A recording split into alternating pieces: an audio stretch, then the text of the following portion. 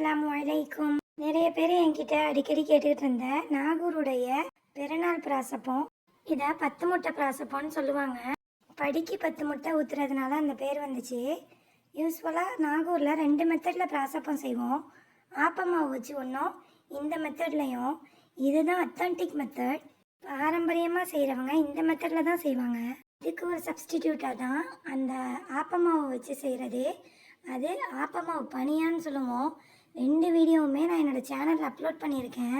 அவசியம் சேனலை விசிட் பண்ணுங்கள். நம்ம சேனலில் கிவ்அவே போயிட்டுருக்கு.